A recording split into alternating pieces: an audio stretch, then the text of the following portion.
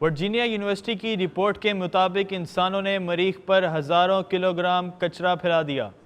امریکہ کی West Virginia University میں robotics کے پوسٹ ڈائریکٹر ریسرچ فلیور کیگری کلک نے ایک مطالعے میں مریخ پر بھیجے گئے تمام روور اور آربیٹر اور فی الوقت مریخ پر موجود مشن سے کم ہونے والے وزن کا جائزہ لیا، جس کے نتیجے میں معلوم ہوا کہ ان مشنز کے سبب 7000 کلوگرام سے زیادہ کا ملبہ پھیلا ہے۔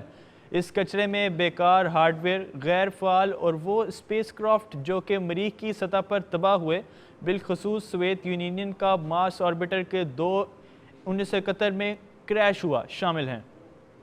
ایلن مسک کی کمپنی ٹیسلا کا ایک اور شاہکار گاڑیوں کے بعد اب انسان نما روبوٹس کی فوج متعارف۔ دنیا کے امیر ترین انسان ایلن مسک کی کمپنی ٹیسلا الیکٹرک گاڑیوں کے بعد اب انسان نما روبوٹس کی فوج متعارف کرانے کے لیے تیار ہے۔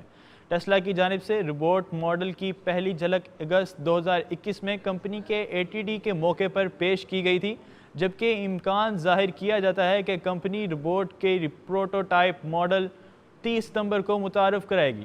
ٹیسلا نے اپنے ویب سائٹ میں اس نئے روبوٹ سے متعلق لکھا ہے کہ وہ AI ٹیکنالوجی سے لیز ہوگا اور عوام کے لیے مشکل بزارترین کام کرے گا۔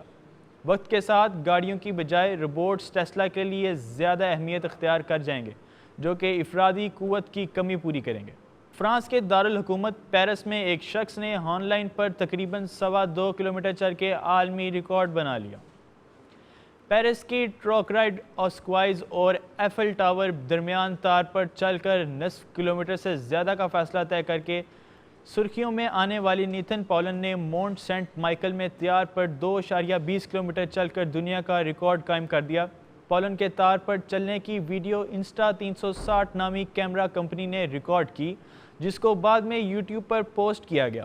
پاولن نے انسٹا 360 کی جانب سے جاری کی ہونے والی ایک نیوز ریلیز میں کہا کہ بعض اوقات جب وہ یہ کام کرتے ہیں تو بہت طاقتور محسوس کرتے ہیں اور بعض اوقات خود کو بہت چھوٹا محسوس کرتے ہیں۔ ایسا کرنے کے قابل ہونا انہیں آزاد محسوس کراتا ہے۔ ڈومیسٹک کرکٹرز کی میچ فیس اور ماہانہ وظیفے کی رقم میں اضافہ، پاکستان کرکٹ بورڈ۔ PCB کی جانب سے میچ فیس اور وظیفے کی رقم اضافے کے اعلان بورڈ آف گورنر کے اجلاس کے بعد کیا گیا۔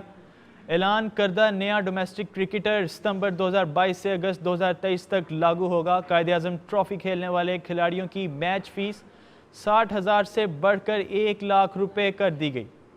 PCB کی جانب سے میچ فیس اور وظیفے کی رقم میں اضافے کا اعلان بورڈ آف گورنر کے اجلاس کے بعد کیا گیا۔ اعلان کردہ نیا ڈومیسٹک کانٹریکٹ ستمبر 2022 سے اگست 2023 تک لاگو ہوگا۔ قائد اعظم ٹرافی کھیلنے والے کھلاڑیوں کی میچ فیس 60,000 سے بڑھا کر 1 لاکھ روپے کر دی گئی، جبکہ پاکستان کپ اور نیشنل T20 کی میچ فیس 40,000 اور 60,000 روپے مقرر کی گئی۔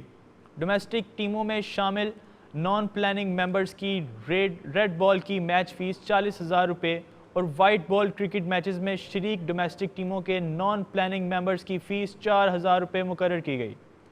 نان پلیننگ ممبرز کی میچ فیس 4,000 روپے سے بڑھا کر 20,000 روپے کر دی گئی۔ ریڈ اور وائٹ بال کھیلنے والے نان پلیننگ ممبرز کو بالترتیب 10 اور 15,000 روپے۔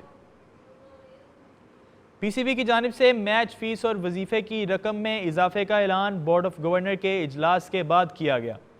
اعلان کردہ ڈومیسٹک کانٹریکٹ ستمبر 2022 سے اگست 2023 تک لاگو ہوگا۔